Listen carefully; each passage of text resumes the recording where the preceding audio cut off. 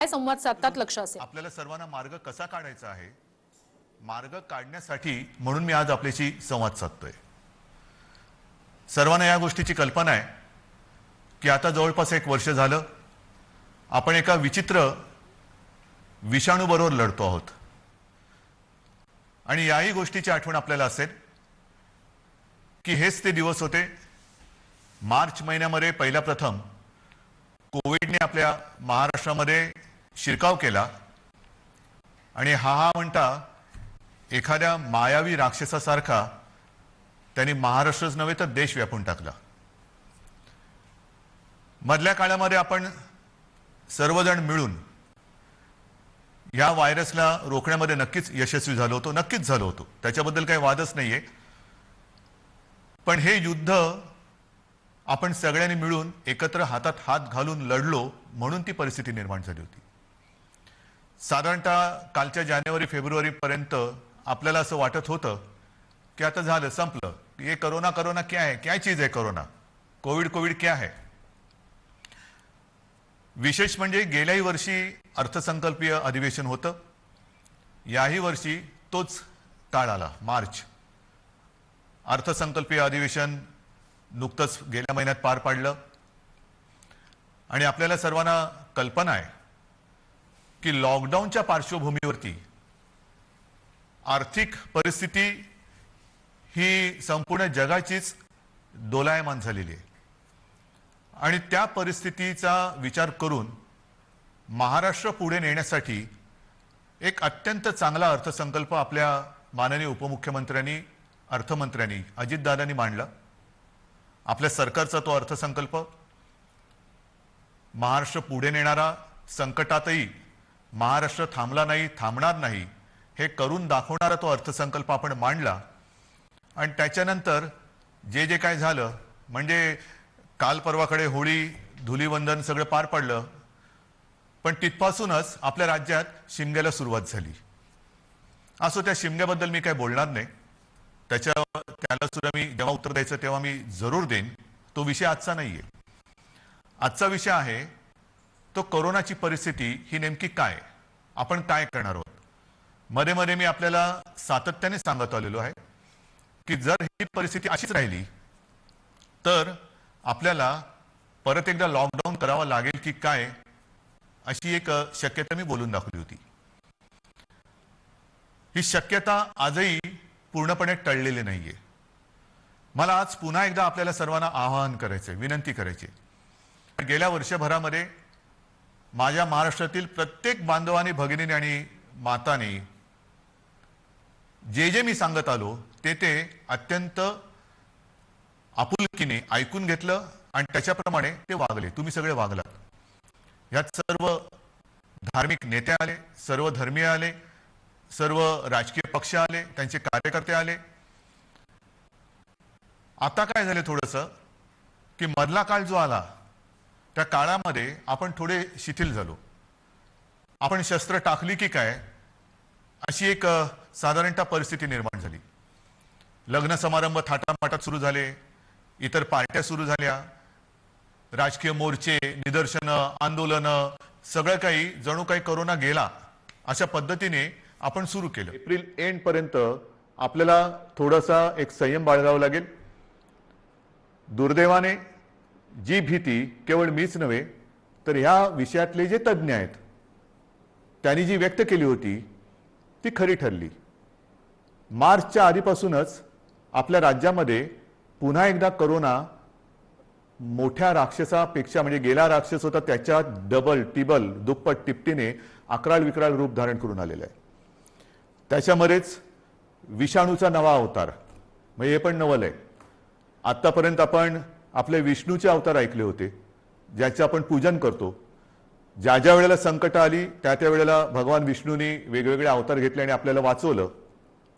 पण हा विषाणू जो आहे तो वेगवेगळे अवतार धारण करून आपल्याला संकटात टाकतोय आणि आपली परीक्षा बघतोय. पुन्हा एकदा तीच गरज आहे.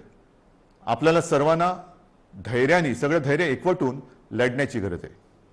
लॉकडाऊन करणार का हा प्रश्न अजूनही मी उत्तर देत नाही.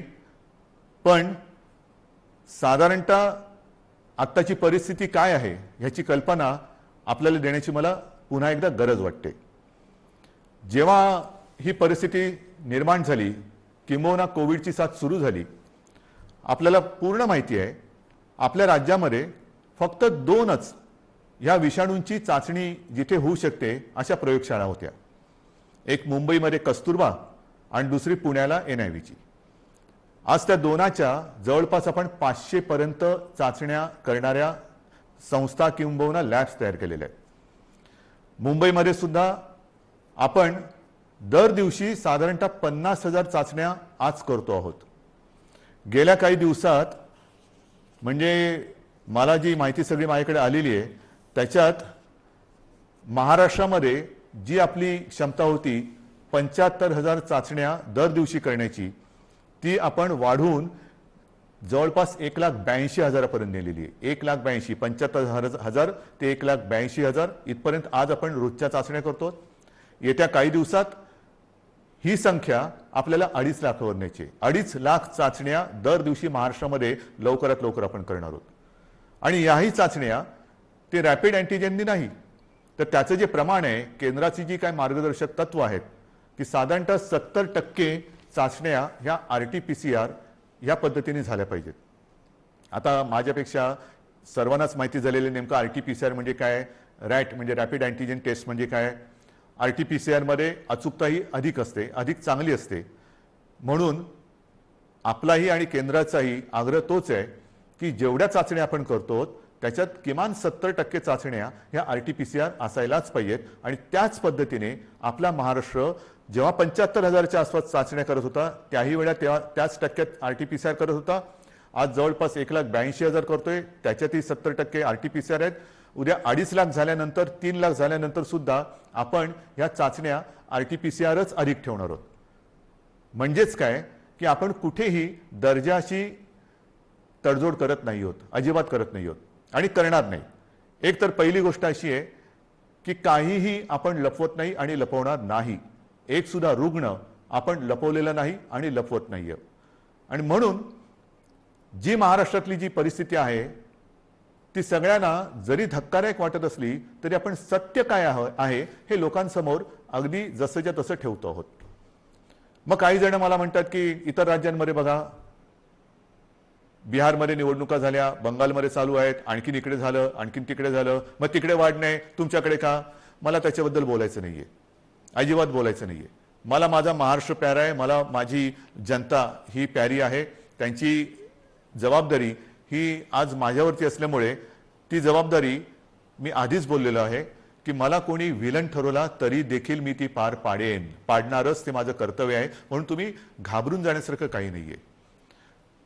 पण जशी ही टेस्टची संख्या मी तुम्हाला सांगितली त्याचप्रमाणे आपल्याकडे कोविड येण्याच्या आधी जेवढे काही बेड संपूर्ण महाराष्ट्रामध्ये होते त्याची संख्या काही हजारामध्ये होती, म्हणजे 10,000 सुद्धा नसेल कदाचित. कारण आधी आपण कधी कल्पनाच केली नव्हती की असं काहीतरी आकस्मिक संकट येईल आणि आपली त्रेधा तिरपीट उडेल. गेल्या मार्च महिन्यात तुम्हाला आठवतंय बेड्स मिळत नव्हते, हॉस्पिटल्स मिळत नव्हते, उपचार मिळत नव्हते. मग सगळे हॉस्पिटल्स ओव्हरफ्लो व्हायला लागली होती, ॲम्ब्युलन्स मिळत नव्हते. ह्या सगळ्या गोष्टी लक्षात घेतल्यानंतर आपण बेड्सची संख्या वाढवायला लागलो. महाराष्ट्र हे देशातलं पहिलं कदाचित एकमेव राज्य असेल की ज्याने अगदी फील्ड हॉस्पिटल्स उभारली लष्कराच्या धर्तीवरती. जसं लष्कर काम करतं तसं आपल्या महाराष्ट्राच्या यंत्रणेने काम केलं, आजही करते. जम्बो कोविड केअर सेंटर्स उभारली आणि काही हजारात म्हणजे 8-10 हजार ज्या काही रुग्णशय्या होत्या त्याची संख्या आपण जवळपास 4.25 लाखापर्यंत नेली, सगळ्या काही मिळून. म्हणजे त्याच्यामध्ये इतर कोविड शिवाय असलेले beds, oxygen beds, ICU beds, विलगीकरणाचे बेड्स, डायलिसिसचे बेड्स असे मिळून साधारणतः 4.25 लाखापर्यंत ही सुविधा आपण वाढवली. ही मोठी आपली एक अचिव्हमेंट होती. आणि तेव्हाही मी म्हटलं होतं की लॉकडाऊनचा उपयोग हा संसर्ग थांबवण्यासाठी आहे आणि त्याच वेळेला आपल्या आरोग्य सुविधा वाढवण्यासाठी आहे. मग आता एवढीही रुग्णशय्या वाढवल्यानंतरही मी परत तुमच्याशी का काळजीने बोलतोय ह्याचं कारण आजचं चित्र मी तुम्हाला सांगतोय. पहिली गोष्ट अशी की साधारणतः रुग्ण वाढ ही किती होते, किती झपाट्याने होते, त्याची थोडीशी मी तुम्हाला कल्पना देतो. आपल्याला माहिती आहे की जानेवारीच्या शेवटाला आणि फेब्रुवारीच्या सुरुवातीला फक्त मुंबईपुरतं बोलायचं झालं तर मुंबईमध्ये 300-350 रुग्ण हे दर दिवशी आपल्याला सापडत होते. आज ती संख्या 8,500वरती गेलेली एका महिन्याच्या कालावधीत. ही फक्त मुंबईची परिस्थिती आहे. महाराष्ट्राची परिस्थिती बघितली तर 17 सप्टेंबर 2020 म्हणजे तेव्हा जरा सगळं जास्त होतं, तेव्हा 3 लाख सक्रिय रुग्ण होते. 1 एप्रिलला आणखीन त्याच्यामध्ये भर पडलेली आहे. 17 सप्टेंबरला साधारणतः 31,000 मृत्यू झाले होते, 31,351. आता 54,900च्या आसपास झालेले आहेत. त्यावेळेला एका दिवशी आढळलेले रुग्ण हे 24,619 होते 17 सप्टेंबरला. आता 1 एप्रिलला एका दिवशी साधारणतः 43,183 रुग्ण आढळलेले आहेत. आज 2 तारीख. आज कदाचित 45,000चा आकडा आपण गाठू किंवा पार करू. कोणत्या दिशेने चाललेलो होतो आपण बघा. आणि याच वेगाने जर का ही रुग्णवाढ होत राहिली तर मी जे तुम्हाला सांगितलं त्याच्यात मी बेड्सची तुम्हाला कल्पना देतो. साधारणतः विलगीकरणच्या ज्या बेड्स आहेत त्या 2,20,000 आहेत महाराष्ट्रामध्ये. आत्ताच त्या 1,37,549 भरलेले आहेत. म्हणजे 62% हे बेड्स भरले गेलेत. आयसीयूचे बेड्स हे 20,519 आहेत. ते जवळपास 48% आज भरलेले आहेत. ऑक्सिजनचे बेड्स आहेत ते सुद्धा 62,000च्या आसपास आहेत. ते 25%च्या आसपास आज भरलेले आहेत. व्हेंटिलेटर्स 9,347 ते पण 25% जवळपास आज वापरात आहेत. ही परिस्थिती फार चिंताजनक आहे. आणि म्हणून मी आज आपल्याशी संवाद साधायला आलो की ही परिस्थिती अशीच राहिली तर आणखीन 15-20 दिवसामध्ये आपल्याला ह्या सगळ्या सुविधा ज्या आहेत त्या अपुऱ्या पडायला लागतील. मग काही जण म्हणतील सुविधा वाढवत का नाही? वाढवतो ना. मी आदेश दिलेले आहेत की जिथे जिथे आवश्यक आहे आवश्यकतेनुसार या सुविधा वाढवा. पण सुविधा वाढवणं म्हणजे काय करणं? बेड्स वाढवणं आलं, व्हेंटिलेटर्स मिळतील, ऑक्सिजनचा साठा सुद्धा आज आपल्याकडे फार मर्यादित आहे, तोही वाढवण्याचा आपला प्रयत्न सुरू आहे. औषधांचा साठा आपण घेऊ शकतो. परंतु बेड्स वाढले, व्हेंटिलेटर्स वाढले, आयसीयूचे बेड्स वाढले तरी डॉक्टर्स कसे वाढणार, नर्सेस कशा वाढणार, आरोग्य कर्मचारी कुठून आणायचे? हा विचार फार महत्वाचा आहे. आणि इकडेच खरा चिंतेचा विषय आहे.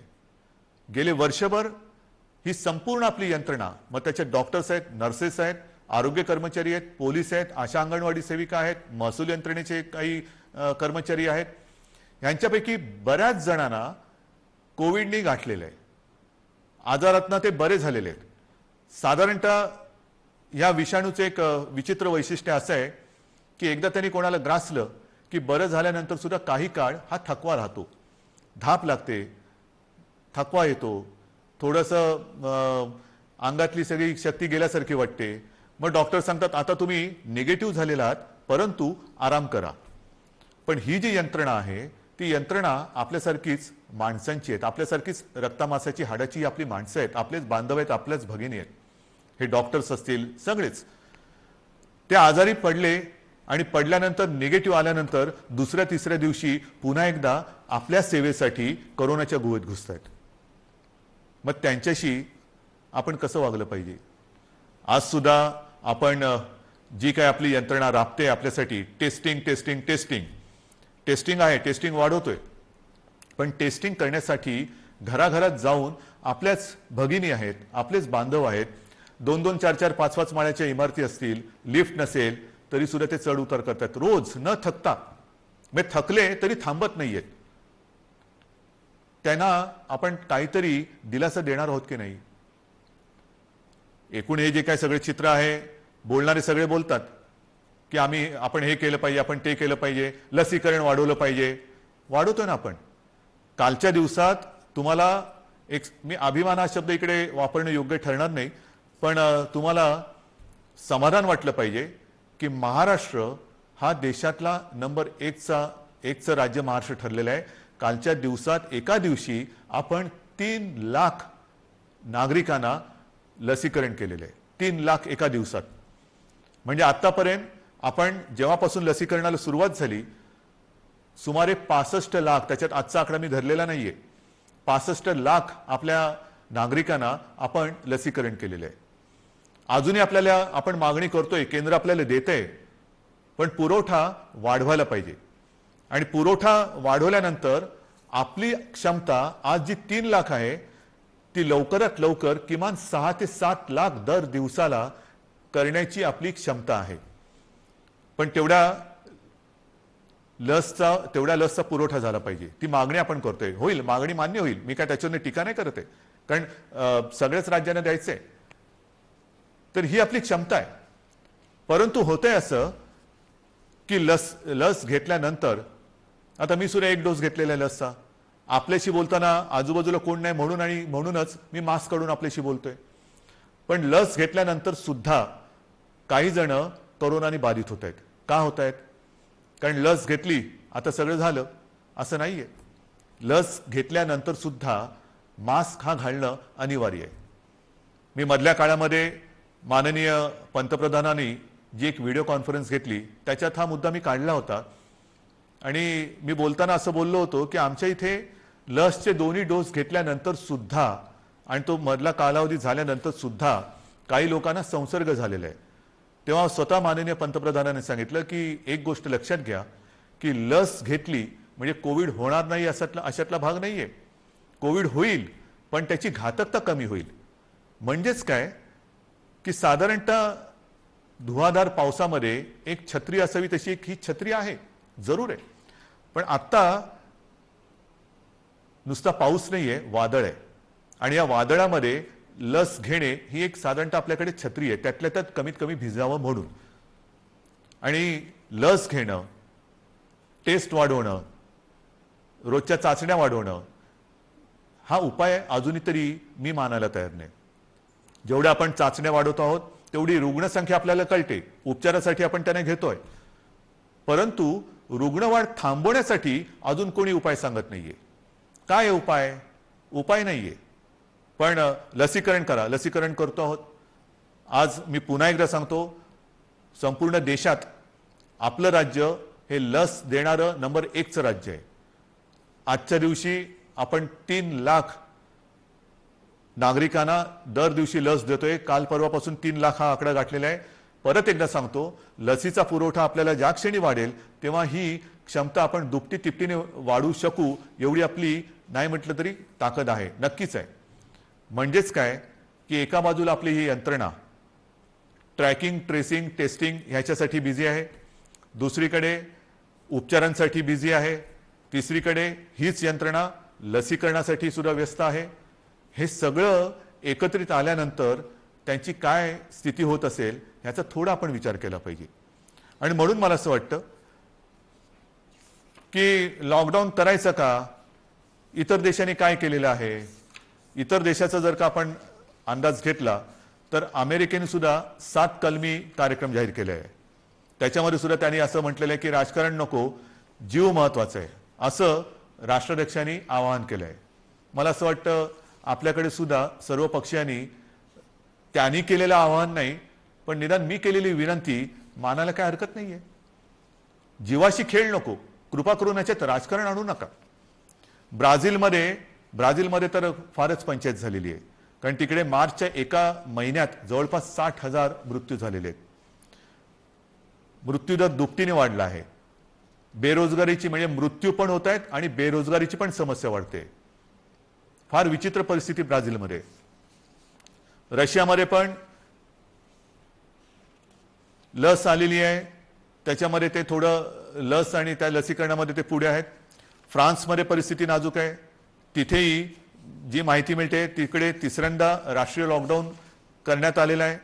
आणि ह्या लॉकडाऊनच्या मध्ये केवळ जीवनावश्यक वस्तूंची दुकाने उघडण्यास परवानगी दिलेली आहे. कार्यालयातील लोकांना फक्त घरून काम करावे लागेल. पुढील 3 आठवड्यांसाठी शाळा पूर्णपणे बंद ठेवण्यात येतील. या 4 आठवड्यात कोणत्याही प्रकारची जाहीर सभा होणार नाही, त्यांच्यावर पूर्ण बंदी असेल. कोणी आवश्यक कारणाशिवाय आपले घर सोडणार नाही. हे मी तुम्हाला नाही सांगितलं, हे फ्रान्समधलं वातावरण तुम्हाला सांगतो. नाही तर तुम्हाला वाटेल मी आत्ताच काहीतरी लॉकडाऊन जाहीर केले काय. हंगेरीमध्ये पण वर्क फ्रॉम होम बंधनकारक आहे. डेन्मार्कमध्ये तसंच आहे. ग्रीसमध्ये हळूहळू निर्बंध हटवायला सुरुवात झालेली आहे. बेल्जियमने परत एकदा महिन्याभराचा कडक लॉकडाऊन लावला आहे. पोर्तुगाल सरकारने शहरांमधील नागरिकांची ये जा थांबवली आहे. आयर्लंडमध्ये तर डिसेंबरपासून कडक लॉकडाऊन आहे. फिलिपिन्समध्ये मनिला व आसपास परत एक आठवड्याचा कडक लॉकडाऊन लावला आहे. केनियामध्ये सुद्धा देशभर कडक निर्बंध लावलेले आहेत. युकेमध्ये सुद्धा आता हळूवार त्यांनी 2-2.5 महिन्याचा लॉकडाऊन केल्यानंतर हळूवार निर्बंध शिथिल करतायत. जसं आपण हळूवार शिथिल केले तसंच युके तिकडे तर 2.5-3 महिन्याचा अत्यंत कडक लॉकडाऊन होता आणि आता हळूवार ते निर्बंध शिथिल करतायत. इटलीमध्ये सुद्धा तशीच आहे. जर्मनीमध्ये सुद्धा तीच परिस्थिती आहे. पोलंडमध्ये तीच आहे. हे सगळं लक्षात घेतल्यानंतर मला माहिती आहे की लॉकडाऊन हा खूप घातक आहे. परंतु जी कात्रीत मी मागाशी म्हटलं की एका कात्रीत आपण सापडले. एका बाजूला अर्थचक्र आहे. अर्थचक्र चालवायचं तर अनर्थ ओढवतोय. अनर्थ थांबवायचा तर अर्थचक्र बंद पडतंय. करायचं काय मग? आणि मधल्या काळामध्ये जी काही मतं हे तज्ज्ञ ह्या क्षेत्रातले आहेत नाही आहेत, मी त्यांची नावं नाही घेत, पण त्यांनी त्यांची मतं मांडलेली आहेत.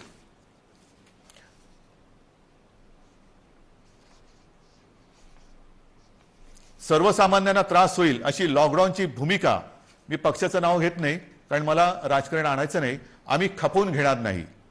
तुम्हाला आलेला झटका म्हणजे नियम नको. महाराष्ट्रामध्ये कोरोनाचं नाटक पुन्हा सुरू झालेलं आहे. कोरोनाच्या संसर्गाला लॉकडाऊन हा पर्याय नाही.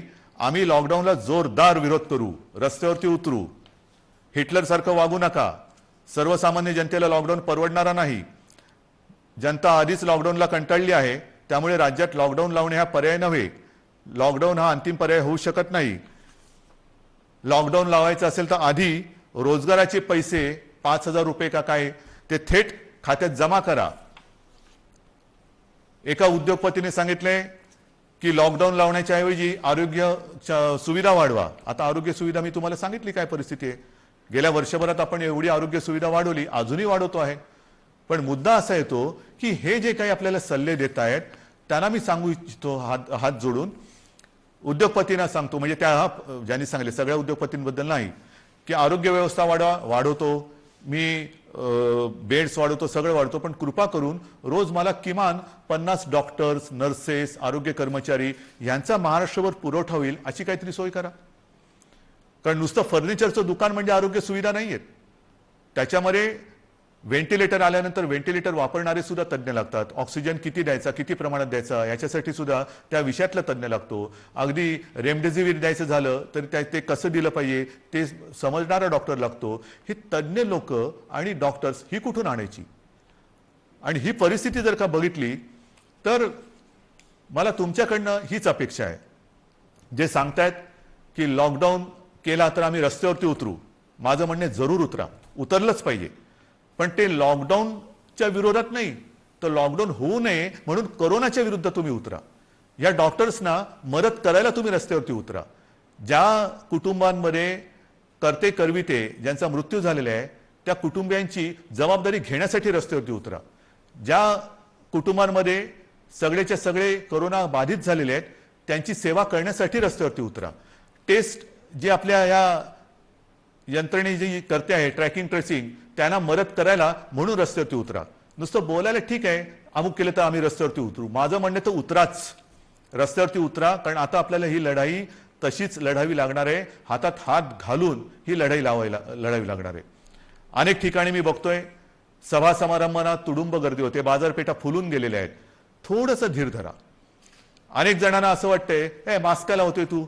अरे मास्क न लावण्यामध्ये शौर्य काय शौर्य आहे? मी मास्क वगैरे वापरत नाही, मी मास्क वापरणार नाही, काय शूर आहेस? मास्क न वापरणं ह्याच्यात शूरता नाही. आणि मास्क लावणं त्याला लावायला लाजायची गरज नाहीये. परत एकदा सांगतो की वॅक्सिन घेतल्यानंतर सुद्धा मास्क हा लावायलाच पाहिजे, अंतर ठेवलंच पाहिजे, हात धुत राहिलंच पाहिजे.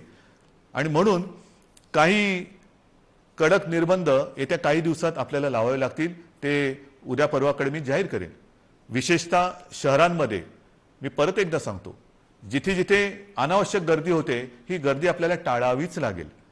जी खाजगी कार्यालय आहेत त्या कार्यालयांना सुद्धा आपण प्रत्येकाला सूचना दिलेल्या आहेत. सूचनावलीच म्हणा ना, की लग्न समारंभात किती लोक पाहिजेत, ऑफिसमध्ये किती उपस्थिती पाहिजे, बसमधनं किती लोक गेले पाहिजे. आता ट्रेनमध्ये मी मुंबईमध्ये मी सांगेन की मी सांगितलं होतं की पीक अवर नॉन पीक अवर आता सगळं तुडुंब भरून चाललेलं आहे, रेस्टॉरंट्स भरून चाललेली आहेत.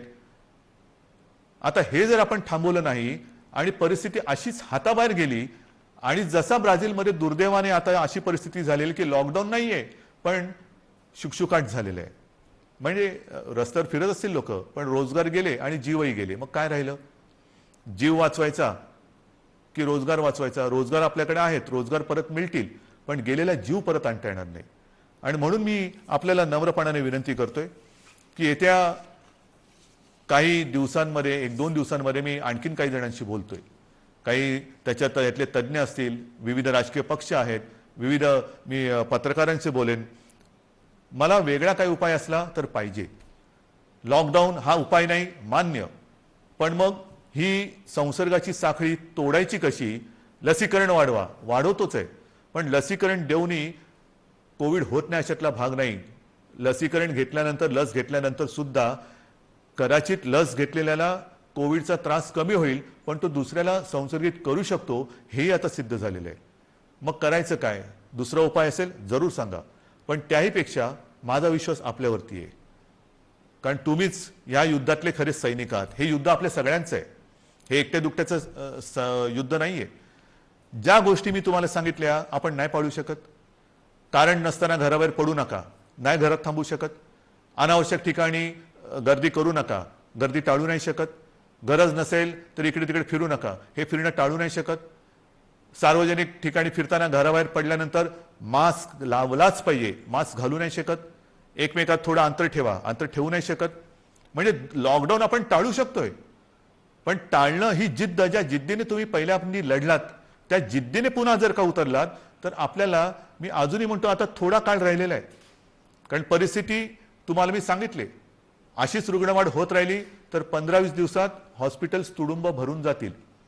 काही काही जिल्ह्यामध्ये आत्ताची परिस्थिती आलेली आहे, ऑक्सिजन सुद्धा कमी पडू शकतोय, व्हेंटिलेटर सुद्धा कमी पडू शकतात. ही परिस्थिती आजही आपण स्वयंशिस्तीने टाळू शकतो. संसर्गाची लाट, कोरोनाला आपण रोखू शकतो. रोखण्याची जिद्द ही तुमच्यात आहे की नाही हा फार महत्त्वाचा प्रश्न आहे. सरकार लॉकडाऊन करणार की नाही यापेक्षा प्रत्येकाने ठरवलं पाहिजे की मी कोरोनाला हरवणार की नाही, मी कोरोनाला रोखणार की नाही. हे जर का तुम्ही प्रत्येकाने ठरवलं होय मी रोखणारच, कारण आपण गेले वर्षभर माझे कुटुंब माझी जबाबदारी असेल, आता पुन्हा मी प्रत्येकाला सांगितले की मी जबाबदार, माझा मास्क माझी सुरक्षा, या सगळ्या ज्या काही गोष्टी आहेत नवीन ह्याच्यात काहीही नाही. जे पहिल्या दिवशी होतं ते आजही आहे. फक्त थोडंसं काय झालंय की सुरुवातीला जी एक कोरोनाची दहशत होती ती दहशत गेली, आपण गाफील झालो आणि कोरोनाने बरोबर आपल्याला गाठलं. अजूनही कोरोनाने आपल्यावरती मात केलेली नाही, मी त्याला करू देणार नाही, अजिबात नाही. मात आपणच त्याच्यावरती करायची आहे. पण ही मात करताना जर आपण घट्ट उभे राहिलो सगळ्या जणांनी, संपूर्ण सगळ्या राजकीय पक्षांनी, मी पुन्हा एकदा हात जोडून विनंती करतो आहे की कृपा करा, जनतेच्या जीवाशी खेळ होईल असं राजकारण करू नका. जे जे सरकार पावलं उचलत आहे ते जनतेच्या हितासाठी उचलते. अर्थचक्रही फिरवायचं आहे, गरिबाची रोजीरोटी वाचवायची आहे, पण त्याच बरोबरीने सगळ्यात आधी आपल्याला त्यांची जीव वाचवायची आहे. म्हणून जीवाला पहिलं महत्त्व द्यायचं आहे आणि त्याच्यानंतर मग बाकीच्या ज्या काही गोष्टी आहेत त्या आपल्या हातातल्या आहेत त्या आपण करू शकतो. म्हणून आज सुद्धा मी पूर्ण लॉकडाऊनचा इशारा देतो आहे, लॉकडाऊन जाहीर करत नाहीये, पण 1-2 दिवसामध्ये जर का दृश्य स्वरूपामध्ये ह्या गोष्टी आढळल्या नाहीत आणि दुसरा उपाय जर मी आता पुढच्या 1-2 दिवसांत ज्यांच्याबरोबर बैठका घेतोय त्यांच्याकडनं आला नाही तर मग मात्र आहे ती परिस्थिती अशीच्या अशी स्वीकारा, जे मला नाही जमणार. माझ्या डोळ्या देखत हे मी बघणार नाही आणि आपणही नाही बघायचंय. तर ती परिस्थिती रोखायला जगामध्ये जे करतायत, पहिला लॉकडाऊन दुसरा लॉकडाऊन, कारण लाटे मागून लाटा येतात, पहिली लाट आली, दुसरी लाट आली, तिसरी लाट आली. काय होतंय, एक लाट येऊन गेली, लॉकडाऊन होतो, सगळं शिथिल होतं, शिथिल झालं की दुसरी लाट येते. म्हणून आत्तापासून आपण ठरवलं पाहिजे की ही लाट तर मी रोखेनच आणि पुढची लाट तर मी येऊच देणार नाही. मला असं वाटतं, माझा आपल्यावरती विश्वास आहे, आपलाही माझ्यावरती विश्वास आहे. मध्ये काही जण भेटले होते आणि मला म्हणाले की अहो तुम्ही टीव्हीवर आले का लोक घाबरतात. म्हटलं मला नाही वाटत असं, कारण मी तुमच्या कुटुंबातला एक आहे. तुम्ही मला कुटुंबीय मानलेला आहात आणि माझे कुटुंब, माझी जबाबदारी म्हणजे माझे कुटुंब तुम्ही आहात आणि तुमची जबाबदारी ही मी घेतल्यानंतर मला टीकेची पर्वा नाही. जे जे तुमच्या हिताचं असेल ते मी करणार आणि करेन. पुन्हा एकच सांगतो की सरकार यंत्रणेच्या बाबतीत कुठेही कमी पडलेलं नाही, पडू देणार नाही. सरकार खंबीर आहे, सरकार ठाम आहे. आरोग्य सुविधा कुठेही कणभर सुद्धा मी कमी पडू देणार नाही. मात्र ही एका हाताने टाळी वाजणार नाही. दोन हात जेव्हा एका हातात हात घालून आपण काम करू तर आणि तरच यश मिळेल.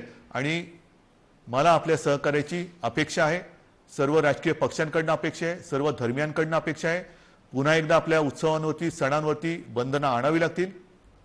जसं गेल्या वर्षी आपण सहकार्य केलं तसंच पुन्हा एकदा हे सहकार्य कराल अशी आशा नाही, असा विश्वास व्यक्त करतो. आणि ही लढाई पुन्हा एकदा लढण्यासाठी आणि जिंकण्यासाठी सिद्ध व्हा एवढ्या शुभेच्छा देतो. जय हिंद, जय महाराष्ट्र.